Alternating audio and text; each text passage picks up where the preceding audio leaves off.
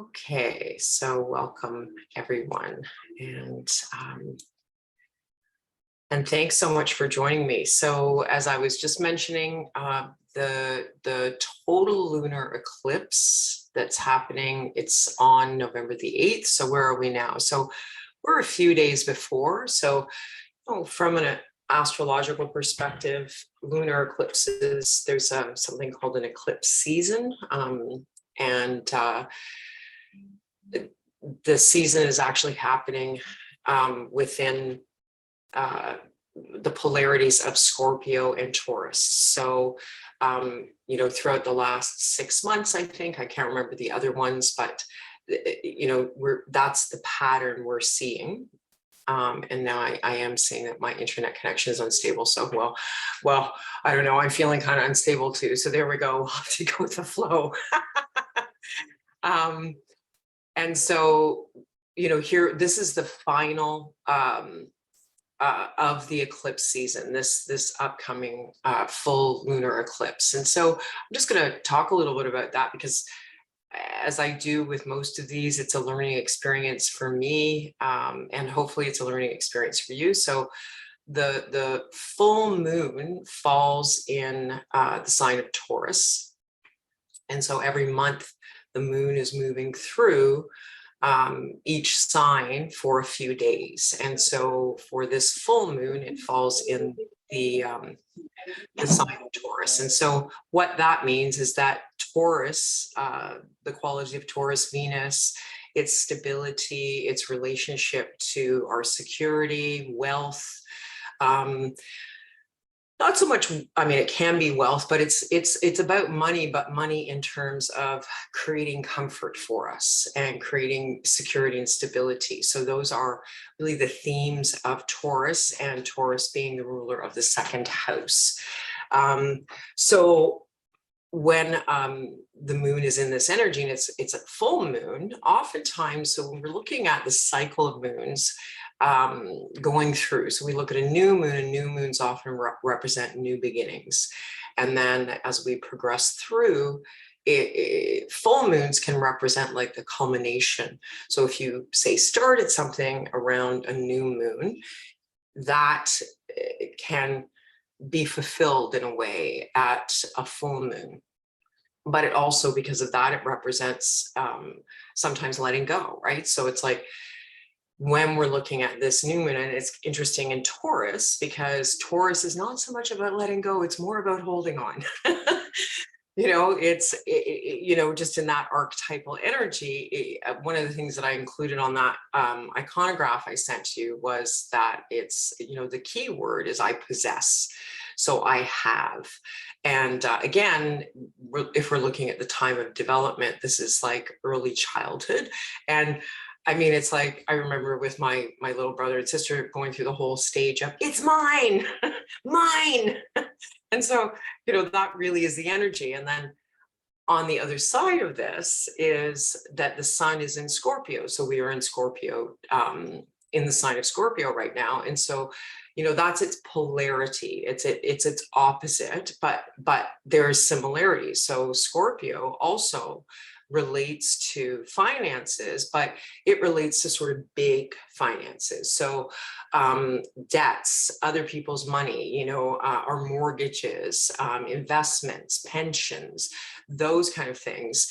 And it also relates to secrets and mysteries. And so when we're looking at this lunar eclipse, what is an eclipse? Well, it's the moon being completely blocked, it's being in shadow. And so there's this quality of something that, we haven't been aware of, that this eclipse can actually bring an awareness to. So I just find this really interesting, right? So you may find that's what's going to happen, that, you just, all of a sudden, it's something that you didn't have an awareness of. There's a few other planetary aspects. So I'm not sure how familiar everyone is with the language of astrology, but I'm going to really simplify it because I do that just for me as well. There's it has its own language. So there is Uranus, the planet of Uranus, and Uranus you could call the rebel. It's really a rebellious energy. It's also a very forward-moving energy. It's, when you think of a rebellion, it's a shakeup. It's a wake up. It's like the alarm clock of the universe. So that's the energy of Uranus. And Uranus is, the term is conjunct. So it's really cozy with this moon. They're at the same degree. And so when you have that sort of cozy relationship, there is a definite influence of that. So when we're looking at that kind of energy, here we are, we're kind of diving into what needs to be revealed, what have I not been aware of, and then this really energetic and kind of monumental energy that can shake things up. So it may be quite a large awareness. And again, each of us in terms of astrology is very, very different, depends on what's happening in our lives. But I just wanted to share sort of more of the broader aspects of this lunar eclipse. And there may be more things that come to me, but I thought I would start with that. I better check my Oh, hi, Nancy. Yeah, it's great to have you here as well. So I did do just a short balancing on this group, not the group itself, but the matrix of the energy of this session. And what came up was a balancing of all 5 senses, both at the physical and subtle level. And it was defined by a consciousness of synthesis. And and it was anchoring into this individuation process. And so I just thought that was really interesting, because the other archetype that I included with Taurus and the Taurus energy is that Taurus is very much a sensualist. And so when we're looking at our senses and our sensorial experience of the world, not just external world, but also our internal world, Taurus really relates to that. So this is where Venus, that is the ruling planet of Taurus, comes in, and that Venus is, loves beauty and comfort. And wherever Venus is in your chart, it usually tells you what you love. So for me, Venus is, one day we'll have to do this. It would be really fun to kind of share charts and do it, just to focus on a couple of planets. But for me, my Venus is in my in Capricorn. So Capricorn, what are Capricorns like? They like work. They're very disciplined. So that I love my work is really kind of interesting, because I really do love my work. It took me a long time to kind of get here. So this whole sensory balancing with Venus, or with the 5 senses, to sit for synthesis. And so I just thought that was really interesting, because what is synthesis, right? So synthesis, in a way, I do think of symphony when I think of synthesis, but it's bringing in all of these different aspects to harmonize them within a whole. So when you think about your sensory experience, at a more practical level, you definitely want to be hearing at the same time that you're seeing whatever it is. You want your hearing and your sight to be in, at the same time, because otherwise you're going to be really thrown off. If that's kind of an interesting thing, right? Or when you touch something, that relay, it relates to what you're seeing or what you're tasting. So that whole bringing in all of the senses to bring in more of this synthesis, this harmony, and not limited to your physical senses, but also your subtle senses. And the subtle senses is where we go into more of an intuition, helping to clear some of the filters that have been inhibiting those subtle senses of sound, and like the clairaudience and the clairvoyance. So, I think all of us have an awareness of where our strengths are, and perhaps where we have weaknesses in those areas, right? So my feeling on this balancing for the whole group and group matrix is to help to heighten that. for the group as a whole. So, and just in relation to this whole Taurus energy of sensuality. And so even when I say that, it's interesting, right? Because, you know, sensuality, we often equate to sexuality. I mean, and yes, it definitely can be equated to that, but it's not limited by any means, right? It's like, you know, sitting down with that cup of tea after a busy day and putting your hands around it and feeling the warmth of that and allowing that scent to really fill your sense of smell and comfort you, and just really engaging with that sense is very sensual. And so, you know, it's kind of interesting when I talk about this, how that may even express itself at this subtle level, in more openness to the subtle senses. And so I thought I would share that with you. So that was the setup, I guess, for the session. And now we're going to go into the session itself. And so, you know, I have in the past asked for intention. So if you did want to set an intention, but I also feel sometimes it's like even just, you know, asking to just really be aware and be present for what possibilities of change and balance. And as opposed to saying, I want, just being open to the possibilities of shifting and changing, and new awarenesses. So if you'd like to take a few deep breaths, and I'm just going to have a sip of my very warm chai tea.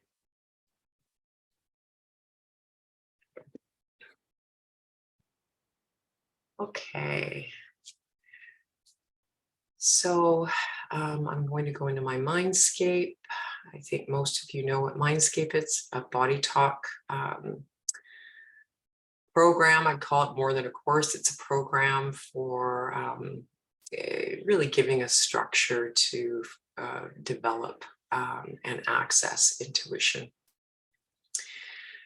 And so within my Mindscape, I'm going to invite the group in whatever form it would like to come in, and we'll begin the formal session. So if you would like, as much as you can, being comfortable and taking deep breaths.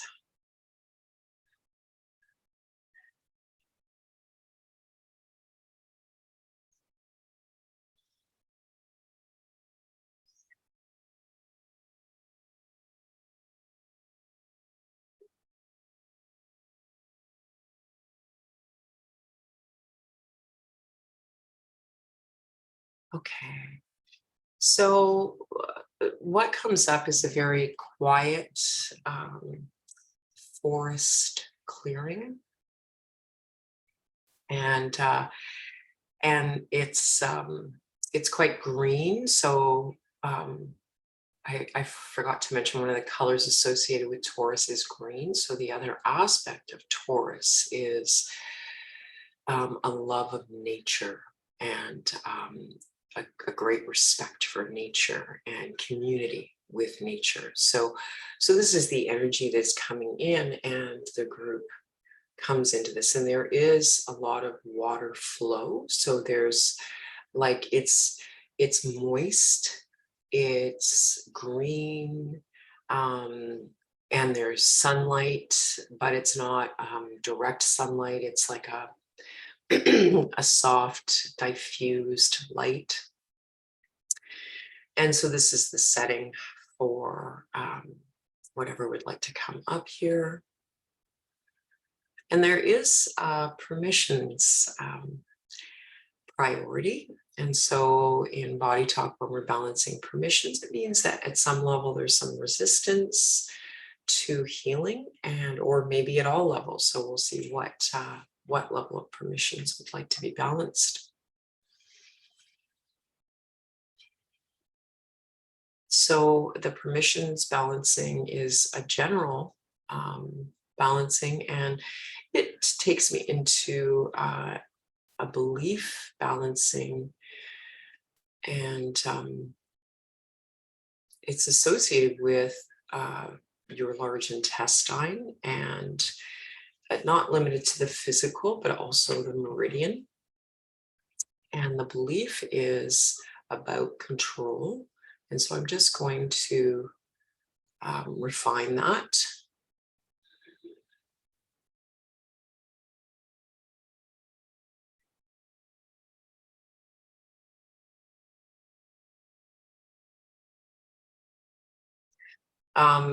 So there's a little bit more here. There's some context with this, and the context is the outer global environment, global events. Certainly, we are all too aware of COVID, and the the word that's coming up, so I'm going to go with it, is the oppressive aspect of that. And it's a perception, but that's how it's coming up. And then just these events that are out of control. And so that is the belief that is coming up to balance within this permissions, that it's out of my control. And this is defined by the emotion of fear. And so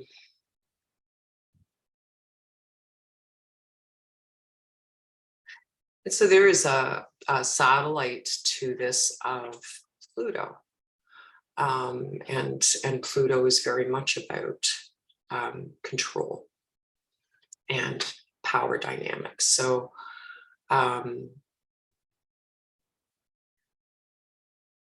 more details on that. So that's the subsession on this permissions balancing. So I'm not going to tap that out. That's coming in as a parcel, but I have the next item coming in.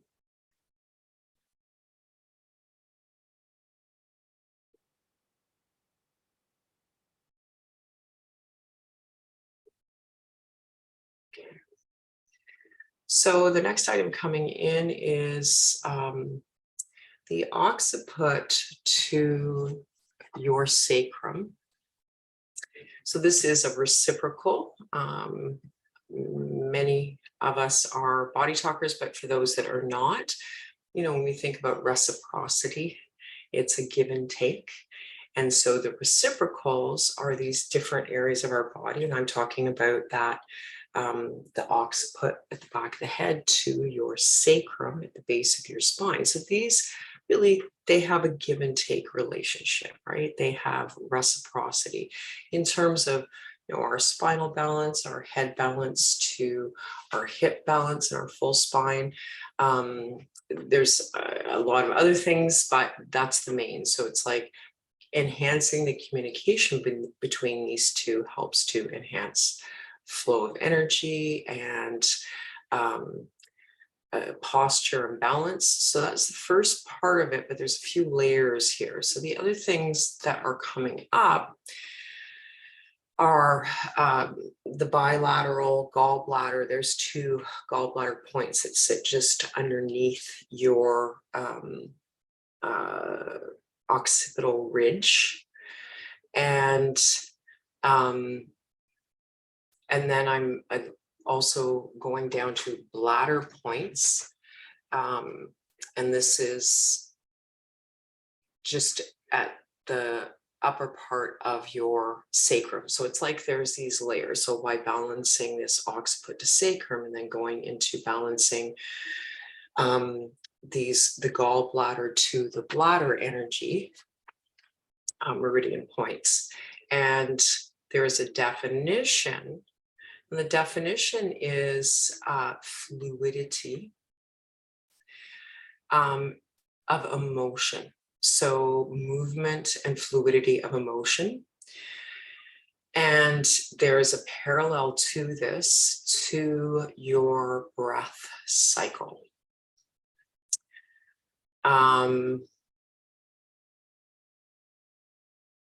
This is very much about opening to and being in flow with your emotions. And so, once again, drawing from the larger theme of the full moon and lunar eclipse, this is, the moon is all about our emotions and emotional expression. And so, this is about that being able to flow with emotion. So the priority is actually coming up to tap this in, and to tap it in, if it's comfortable for you, to hold your occiput, so just the back of your head, and your sacrum area, which is at the base of your spine, while taking deep, slow breaths. And so if you'd like to tap it out, you can join me in tapping it out, but it's not necessary. The most important thing here is your breathing cycle with this, okay?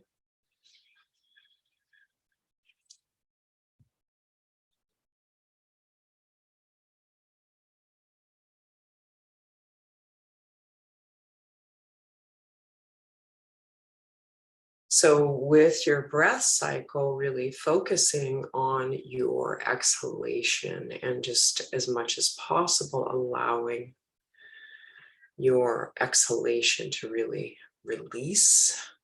So this takes me back up into the first aspect of this part of the balancing, which is that permissions related to the large intestine, the permissions of fear about no control, and then into the spinal balancing and the energy body balancing.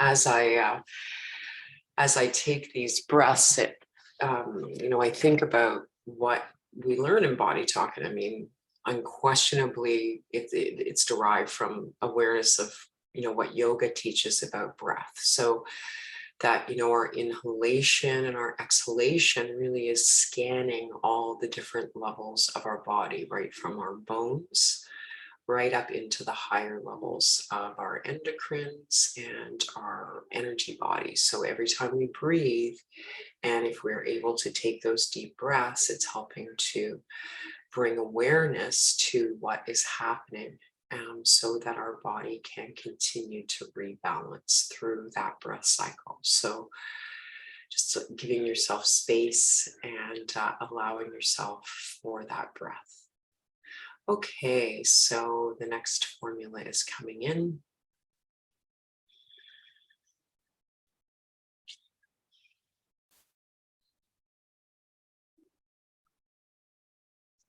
Okay, so the next part of the formula is taking me into the minor chakras, and the minor chakras, particularly, at least to begin with, your hips.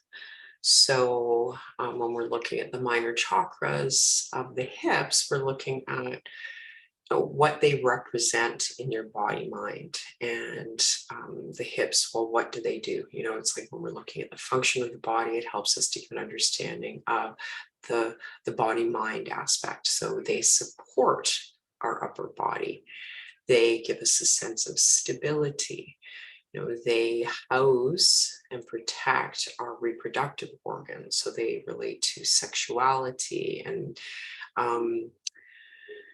they have a number of meridians running through them that reflect some of these qualities that we're balancing. And so when we go into the minor chakras, from the body talk perspective, there's often a balancing, not just at the physical or at the energy level, but very much at the physical level as well. So this can relate to low back and sacrum, like the whole hip area. So the priority here is balancing a natural consciousness within your hips. So elevating those qualities, the expression of support and function, and even trusting in life's processes, moving forward and being supported. And there is a link to this, and the link is into your sexual chakra. And within the sexual chakra, to the sub aspect of the solar plexus, the power chakra. So it's really, we're looking at that solar plexus energy of receiving, of confidence within your sexual chakra. So the sexual chakra governs, of course, our sexuality, but it also governs our creativity, our creative expression, our self-esteem. And so when we're looking at balancing the power aspect of that, it's, yeah, and receiving, right? So part of the role of your solar plexus is to be able to receive in life. So this is about being able to receive through the sexual chakra.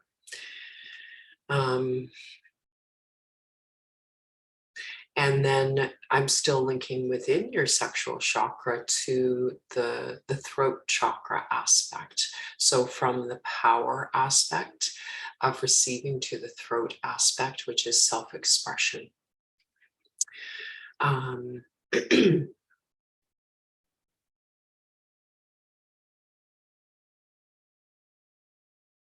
So there's, I'm parceling this, and there's a definition on this formula, which is stability through the storm.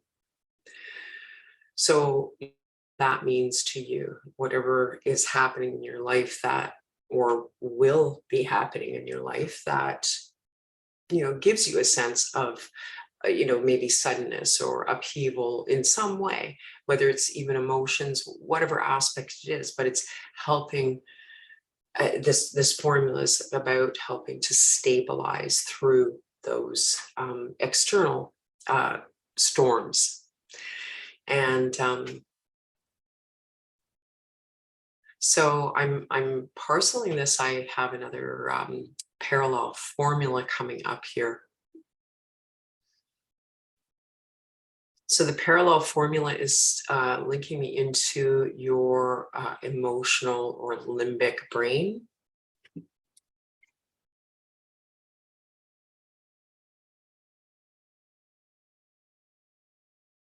I just have to make some notes so I don't lose where I am.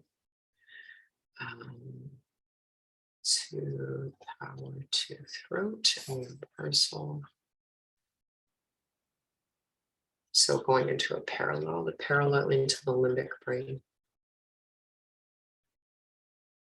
Okay. And then I'm going more specifically into, but from the perspective of the limbic brain. So I need to go to the limbic brain first, which is the emotional brain. And then within the limbic brain, I'm going more specifically into your hypothalamus. So the hypothalamus is busy. It's a busy area of your brain. So the hypothalamus, it's like a center of homeostasis. Oftentimes when I, studying anatomy and physiology, learning about how busy the liver is, how many, processes it does, like 500 processes a second kind of thing. But then when I start to learn about the hypothalamus, it's like, wow, it's the same kind of thing. It governs so many feedback loops, so much information and communication in what's happening externally, what's happening internally, and how do I respond to that?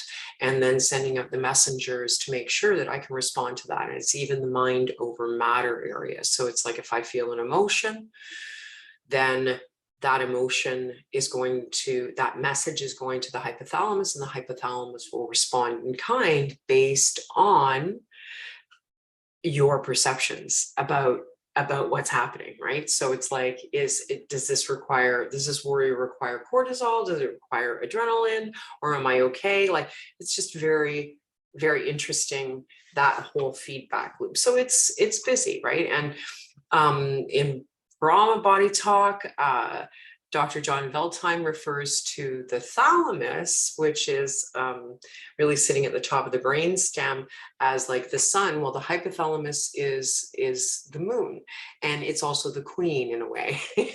So it governs a lot of hormonal and neuroendocrine processes. So we're going to do some balancing in here, and that is what I'm getting with this is about your body's homeostasis. So what is homeostasis? It's balance.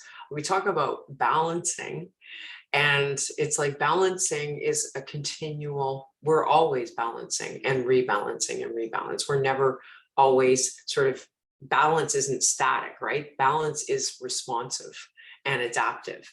So that's what we're doing something with that homeostatic rule within your hypothalamus. I just have to say thank you to the group, because it's like when information comes in like this, like I honestly, I don't think it's me. Sometimes I don't even know where it's coming from, right? So I'm just going to say thanks all. Okay, so going into this hypothalamus balancing, I'm going to go into a subsession, with that theme of homeostasis.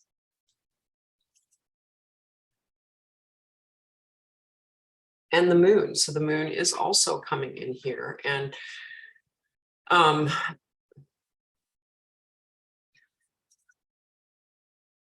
it's the first thing that comes up with this is anger, the emotion of anger, and how anger impacts homeostasis. So how anger impacts or communicates with your hypothalamus, and then how your hypothalamus, sends out messengers based on that. So we're looking at the emotional relationship of anger. So it's I'm going to do a body chemistry balancing with this, and I'm going to toxins. And I'm actually going to toxins and intolerances. Intolerant and intolerant being a key in that. So, it's always interesting. We look at food intolerances, but I find that just the word intolerant, it's like it can be very directed to our emotional state about certain things that are happening, or certain types of people, or people's attitudes, or that. And then how does that express itself physiologically, or how does that express itself in other relationships, right? So it's just very interesting. So it's coming up as well. So toxins, intolerances, and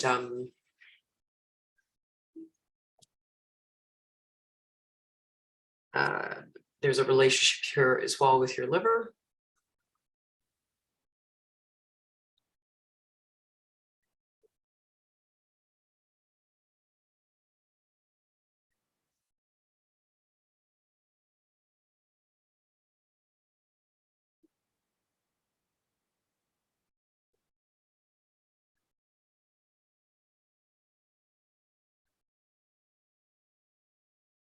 Okay, so I'm going into, there's an orientation to an event.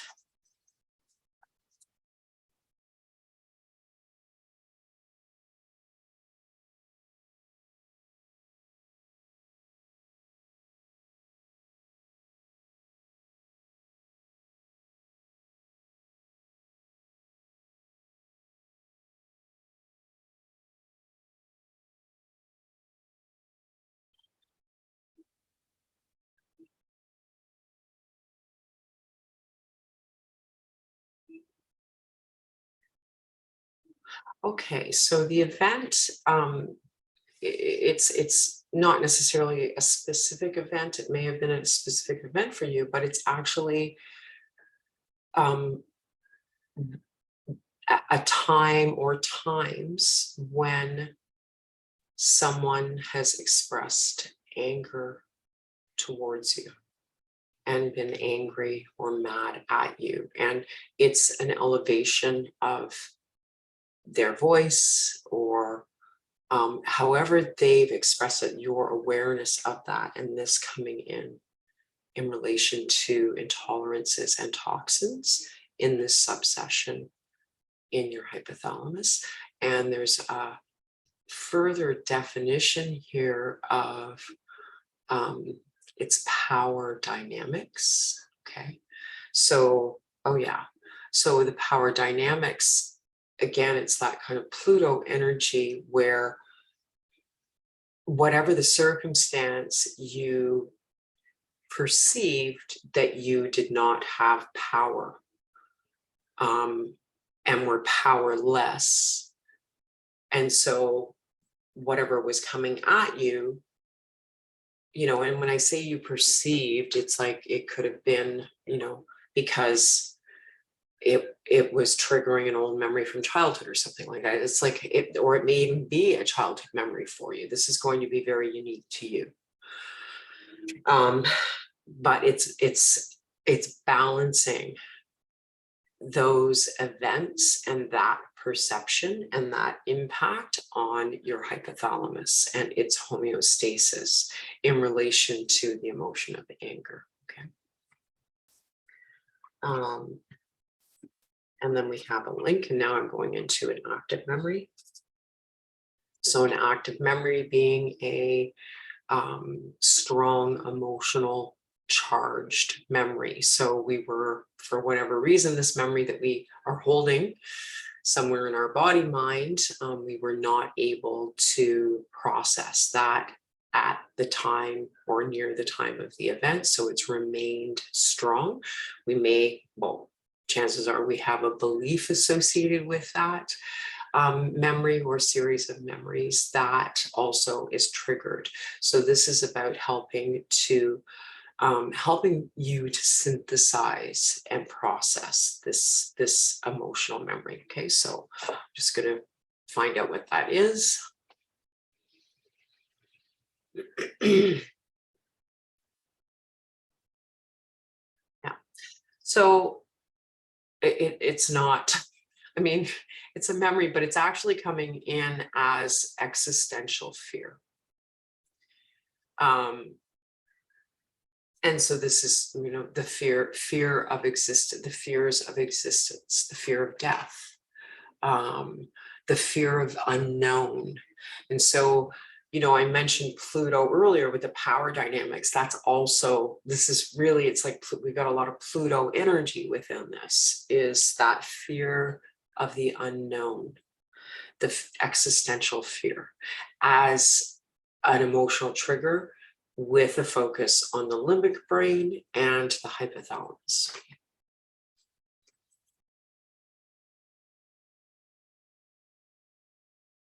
Okay. Is there for more specific or details on this? Yes, there are. No. Okay, so we're going to tap this formula in. And we began at your balancing the natural aspects, the natural consciousness of your hip chakras.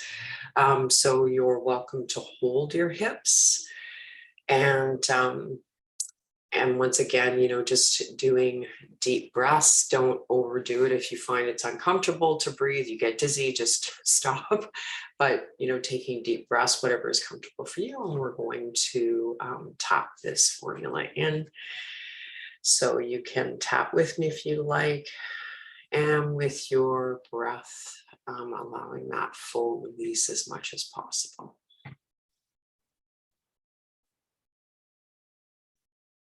So just a review of this formula. The first part of it was balancing your hip chakras into your sexual chakra and the aspects of receiving and confidence and communication within the sexual chakra.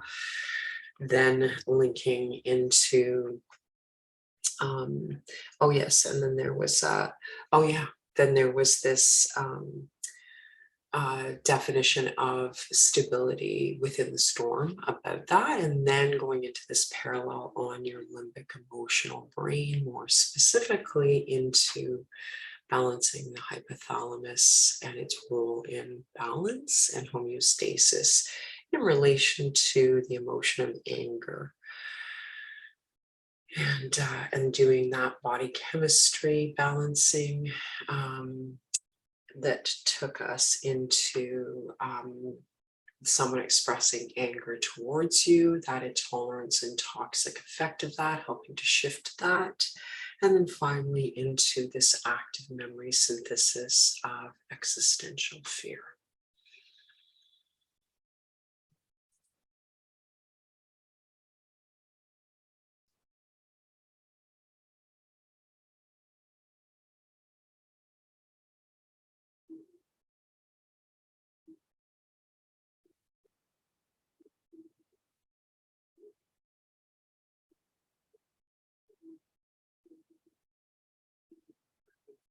Okay, so the next priority is to tap our cortices. And so putting your hand at the back of your occiput and deep breaths while you tap over your head, heart, and belly. With 2 breaths on this hand position. So the focus here is in enhancing communication where your hand is between the hemispheres, and then moving your hand up to the next area.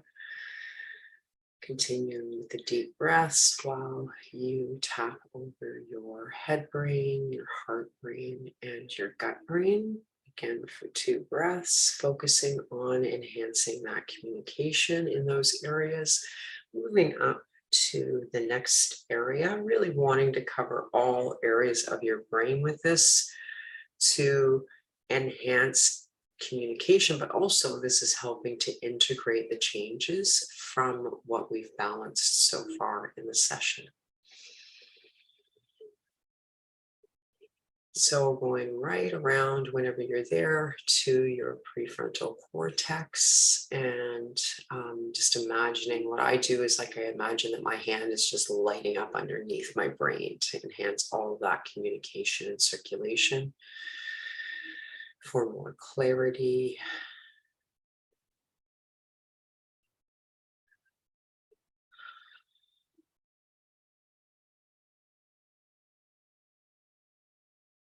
And then finally bringing both your hands to the sides of your head, to the temporal lobes, and lifting one off and tapping over the 3 brains, your head, your heart, and your gut brain.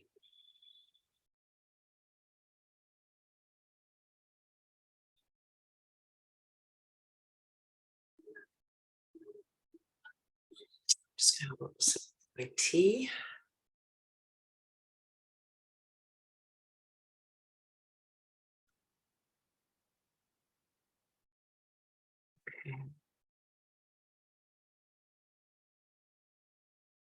Okay, so I'm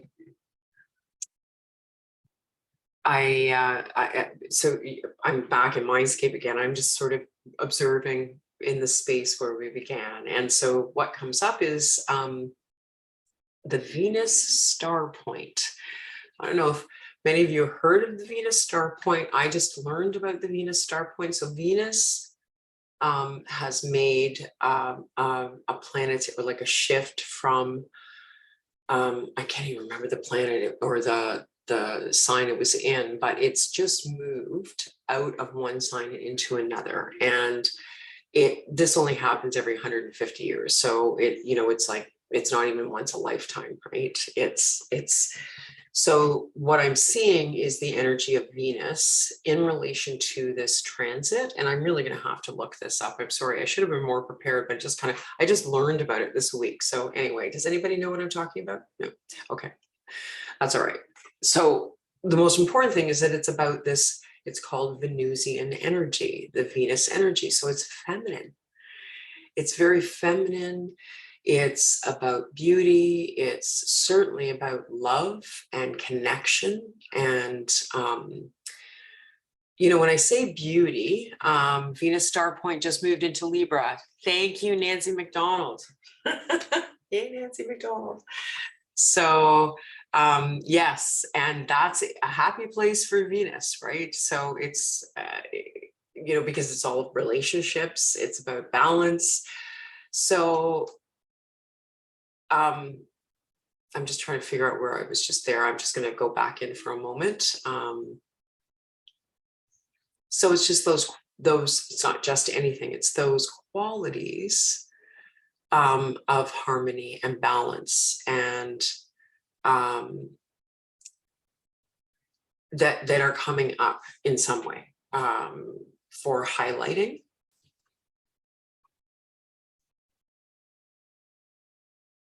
And it's coming in some kind of matrix balance in here.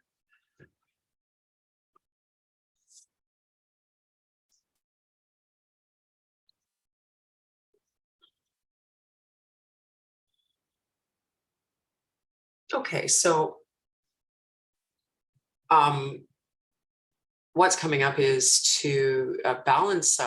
It's like I'm going to call it a collective invasive energy. So I say it's collective in that it's societal. It's some kind of belief. It's like a consensual reality in a way. We've all agreed to believe this thing, except that now it's no longer relevant. I don't know what it is yet, and it's coming up in the pituitary gland.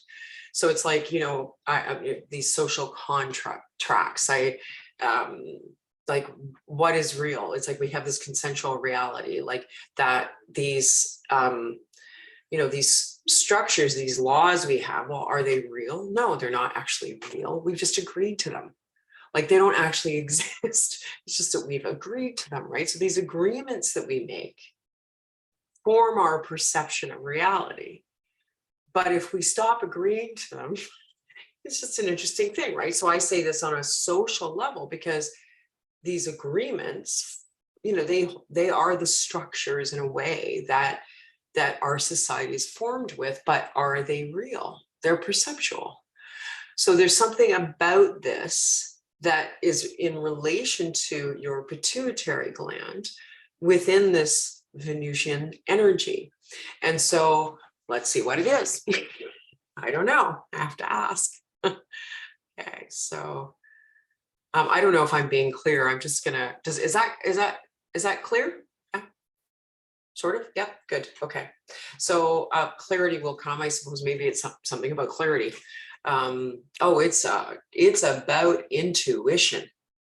So here we are in your and the collective pituitary and the consciousness of the pituitary gland. So the you know, when we look at the consciousness, it's like the expression of that, right? So it's feminine.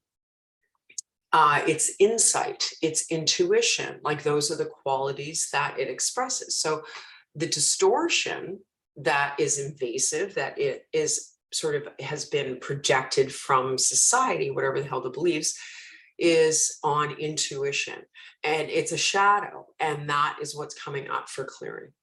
Okay, so let's just draw an example. It's like, you know, that intuition is for witches, or the, you know, the dark ages, and how the dark ages still to some degree inform and persist in subtexts, and how that archetypally influences the feminine. So not just women, the feminine expressions, right? And within the feminine expressions, the expression of intuition.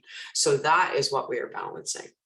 So this is cool. I've never done this before. It's like really interesting. I've never had such a macro balancing in this way. So so the way I'm going to ask, you know, I look at, so we know we're clearing this. It's like, you know, you can almost think of it as something that's invasive. So it's like this, you know, entity in a way. It's not an entity, but we've all agreed to it at some level. And now we're saying, we're going to clear this agreement, the belief that's held in us that allows this to perpetuate and shadow this intuition and the judgments about that. So it's coming up. I'm just going to observe what sort of where it's drawing energy from you and sever those points. Okay. Oh, great, Nancy. I love it too. I'm just like, this is so cool. So thank you everyone for sharing this with me. So, okay, so the first, I don't know, an aspect of this that's coming up is grief. So grief is coming in, and it is grief of the time that has perpetuated this, but it's also grief to help to release this. Okay, so it's it's grief in its whole expression. So that is coming up, and then clearing these, where it's drawing energy from your heart chakra and your heart and your throat chakra.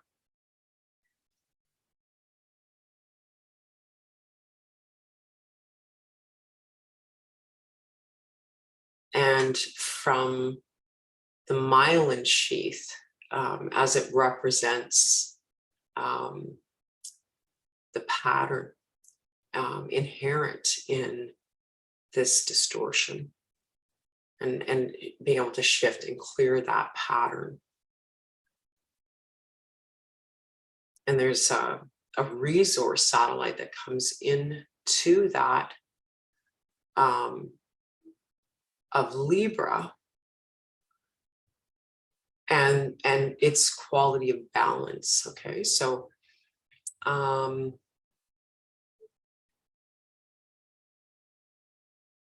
and then the nerve supply from your brain,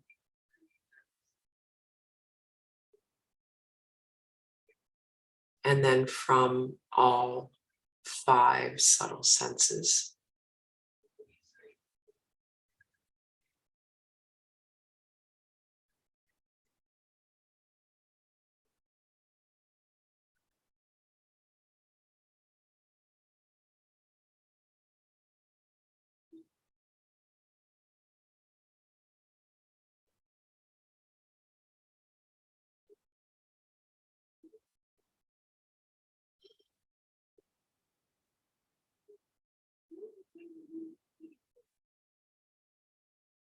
Okay, so then supporting this clearing is hydration. And the hydration, it's like it's of your head, your head, as well as your brain, your cerebral spinal fluid, like pretty much everything from your neck and shoulders up through this whole area, enhancing hydration within that whole area, all tissues, all structures, all energy body, even the consciousness of joy, the quality of hydration. And we are going to tap this formula in. And so I'm going to ask that you put one hand over your heart and the other hand over your prefrontal cortex to represent this balancing of the pituitary gland in this energy of Venus in Libra.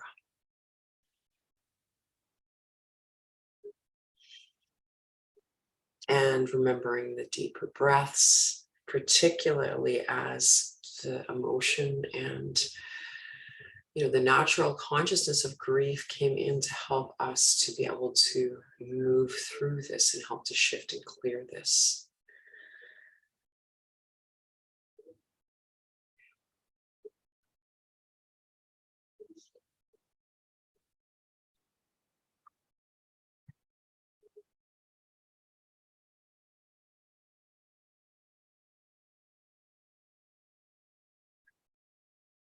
Okay, so as I'm like, there's more coming up, but it's not so much, I mean, I guess it is part of the session, but it's what comes up is just challenging yourself or inviting yourself to be aware when you feel guilty about doing something that you enjoy. And it's like, yeah, like just and I mean, it doesn't, the other thing about Taurus is Taurus likes simple pleasures. Like, I mean, not to say that, you can have lavish and all that, but it's more about just, just really sitting down with a friend or your family or, yourself and enjoying a good meal or enjoying a good book and some chocolate or, even a beautiful salad, right? But it's like when you feel the guilt of that joy, just inviting that to shift, observing it, feeling it, breathing through it, and letting it go. To accept that part of yourself as well. So not judging that you're feeling guilty, because then it just, keeps spitting it out in a way. So it's like observing it and acknowledging it and breathing it in and going, okay, so I'm going to do this anyway. But because I feel that just that observation will help to shift that as well in strengthening your relationship with your senses. So with your sensory, your sensory experiences. So that is the session for today. And thank you very much. I really am so grateful because I always find this group dynamic energy fascinating. And I really appreciate everyone joining me. And so I will share the next new moon is happening in Scorpio. So we just did that, but you can never get enough Scorpio as far as I'm concerned. It's like, let's reveal. And so that is actually, normally I do these every 2 weeks, but I'm going to skip a week. And, I jotted this down somewhere. It's like, but I don't know where I put the jot anyway, so it's not going to be in 2 weeks. It'll be in 3 weeks on a Thursday, because I think that's happening the day after. Oh, I'm so glad everyone joined it. So I'll just do what I've been doing because it seems to work. If you're finding that you're not receiving my emails, please let me know. Just remind me. I'm happy with reminders. I've just found that when I use like my MailChimp server or whatever, they don't always get to people, which is part of the reason why I also send out just direct emails. So so thank you. Yep, I'm so glad you enjoyed it. Thank you, everyone. And I hope to see you in a few weeks. And that moon is coming up. So, but you're ready for it, right? All right. Thank you, everyone. Take care. Yep. See you soon. Bye for now.